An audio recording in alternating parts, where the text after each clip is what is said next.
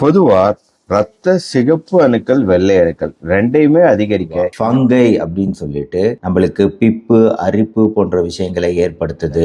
இஞ்சி, கேப்சிகம், பப்பாளி, பலாப்பழம், திராட்சை நம்ம உடம்புக்கு நோய் எதிர்ப்பு சக்தி கொடுக்கக்கூடிய முக்கியமான விஷயம் எது தெரியுங்களா? நம்ம ரத்தம் தாங்க. அதுலயும் நம்ம ரத்தத்துல 3 விதமான செல்கள் இருக்குங்க. ஒன்னு வந்து ஆர்பிசி, ரத்த சிகப்பு அணுக்கள் நீங்க பாக்குறீங்க. பிளேட்டிலெட் அப்படின்னு சொல்லக்கூடிய விஷயம் இருக்கு, ரத்தம் உறைதல் தன்மையை கொடுக்கக்கூடியது. இன்னொரு விஷயம் தாங்க WBC, வெள்ளை அணுக்கள். இந்த வெள்ளை அணுக்கள் தான் நம்மளுக்கு எதிர்ப்பு சக்தியை கொடுக்கக்கூடியதுங்க.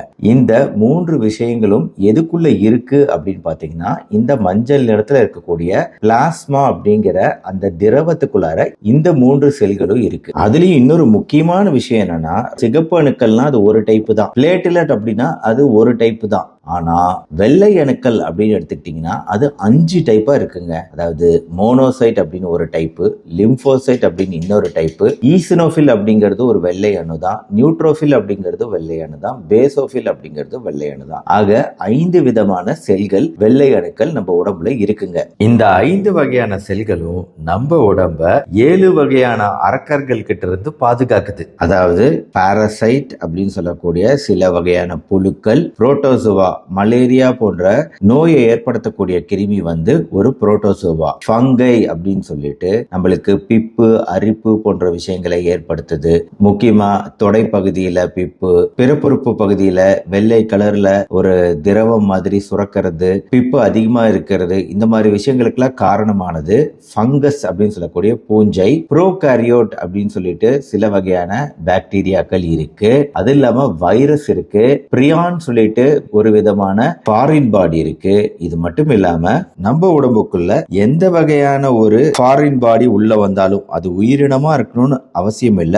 உயிரில்லாத பொருள், உதாரணத்துக்கு அலர்ஜி, டஸ்ட், தூசு, தும்பு, துரும்பு அப்படின்னு சொல்லல, இதெல்லாம் வந்து நம்ம உடம்பால ஏத்துக்க முடியாது. சோ அந்த மாதிரி ஃபாரின் பாடி ஏதாவது உடம்புக்குள்ள வந்தாலும், ஆக இந்த 7 விஷயங்களும் எதிர்த்து போராடக்கூடியதுதான் நம்ம ரத்தத்தில் உள்ள இந்த 5 வெள்ளை அணுக்களோட வேலை. அதனால நம்ம உடம்புல இந்த வெள்ளை அணுக்களை எப்பவுமே சரியான எண்ணிக்கையில வச்சுக்கிறது முக்கியம். ரொம்ப அதிகமா வெள்ளை அணுக்கள் போச்சுன்னா அது வந்து புற்றுநோய்னு சொல்லுவோம், லுக்கீமியா. நம்ம அந்த மாதிரி ஆகக்கூடாது. நம்மளுக்கு வந்து சரியான அளவுல ரத்த வெள்ளை அணுக்கள் இருக்கணும். அந்த சரியான அளவுகள் அப்படிங்கிறது நீங்க இங்க படத்துல பாக்குற மாதிரி இங்க இருக்கக்கூடிய WBC எவ்வளவு இருக்கணும் அப்படின்னா 4.5 to 11,000, 4,500ல இருந்து 11,000 பர் மைக்ரோ லிட்டர் அப்படிங்கிற அளவுல இருந்தா போதும். ஆண் பெண் இருவருக்குமே 4.5ல இருந்து 11,000, அதாவது 4,500 இருந்து 11,000 செல்கள் ஒரு மைக்ரோ லிட்டருக்கு இருந்தால் போதும். அந்த 4,500ல இருந்து 11,000 எண்ணிக்கையில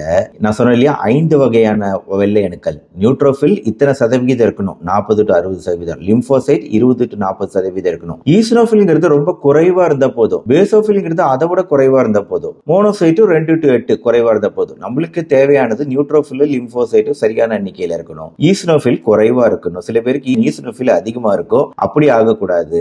லுக்கீமியா அப்படின்னு சொல்லிட்டு வெள்ளை அணுக்களோட எண்ணிக்கையும் இங்க பாத்தீங்கன்னா அதிகமாயிடுச்சு. இது நார்மல் பிளட், இது வெள்ளை அணுக்கள் அதிகமா இருக்கக்கூடிய பிளட், அது லுக்கீமியா. அப்படி லுக்கீமியா வந்துச்சுன்னா அது பிளட் கேன்சர் அப்படின்னு சொல்லுவோம், ரத்த புற்றுநோய். அதனால நம்மளுக்கு வெள்ளை அணுக்கள் 4,500ல இருந்து 11,000 அப்படிங்கிற எண்ணிக்கைக்குள்ள இருந்தா போதும். வெள்ளை அணுக்களை அதிகரிக்க என்ன செய்யலாம் டாக்டர் அப்படின்னு என்கிட்ட ஒரு நேர் ஒரு டவுட் கேட்டிருந்தாரு.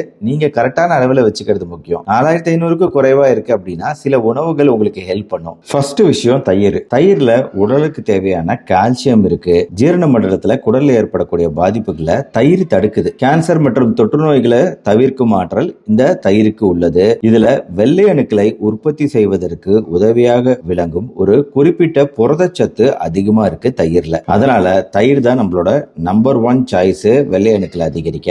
அடுத்ததுங்க, சிவப்பு, ஆரஞ்சு, மஞ்சள் நிறத்துல வறுக்கக்கூடிய பழங்கள், காய்கறிகள் எல்லாமே நம்மளுக்கு நல்லதுங்க. இந்த லிஸ்ட்ல என்னென்ன இருக்கு பாருங்க.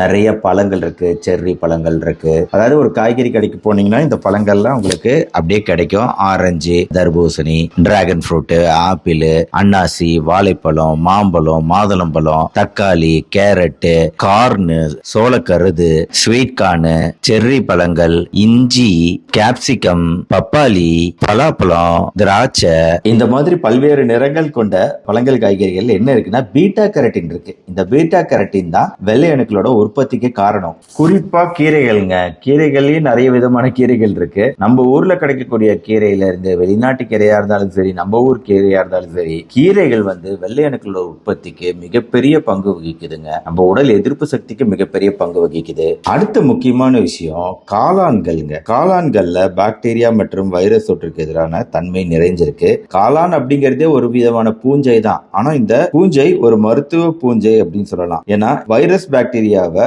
தடுக்கக்கூடிய ஆற்றல், சளி பிடிக்காம குளிர்காலத்துல எளிதில் சளி பிடிக்காம தடுக்கக்கூடிய ஆற்றல் இந்த சாப்பிடக்கூடிய காளான்களுக்கு உண்டு. இதுல ஆயிஸ்டர் காளான், பட்டர் காளான், பிரவுன் காளான் அப்படின்னு பல வகையான காளான் இருக்கு. இந்த காளான் மிளகு வெங்காயத்தோட எண்ணெயில வதக்கி சாப்பிடுறது அப்படிங்கிறது நம்ம ரத்த வெள்ளை அணுக்களோட உற்பத்திக்கு ரொம்ப ரொம்ப நல்லதுங்க.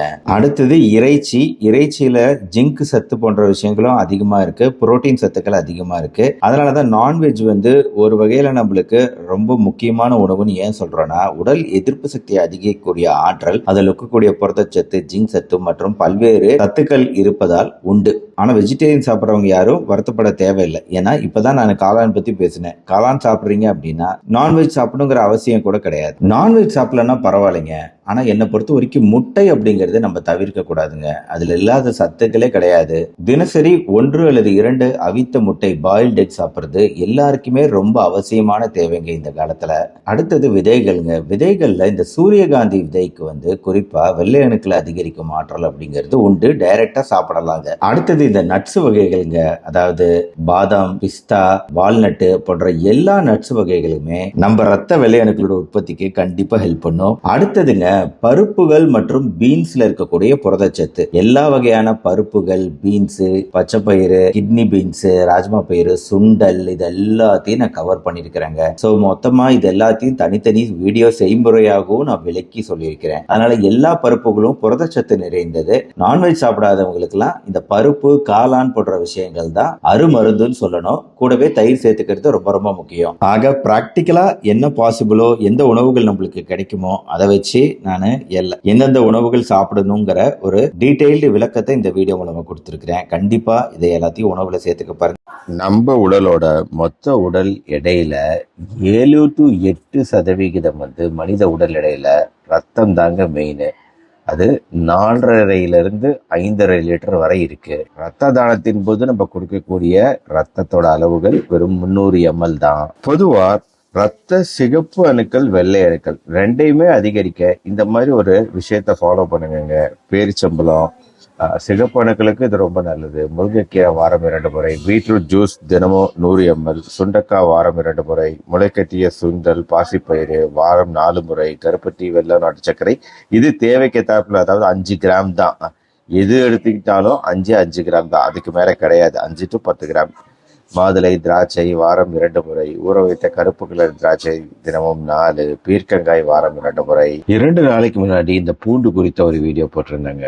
பூண்டு இயற்கையாகவே ரத்த வெள்ளை அணுக்களை அதிகரிக்கக்கூடிய ஆற்றல் கொண்டதா இருக்கு. இந்த வீடியோவை உங்க ஃப்ரெண்ட்ஸ், ரிலேட்டிவ்ஸ்க்கு ஷேர் பண்ணுங்க. பிடிச்சிருச்சுன்னா லைக் பண்ணுங்க. நம்ம சேனல் தொடர்ந்து சப்ஸ்கிரைப் பண்ணி ஃபாலோ பண்ணுங்க. மறுபடியும் நாளைக்கு பார்ப்போம். நன்றி, வணக்கம்.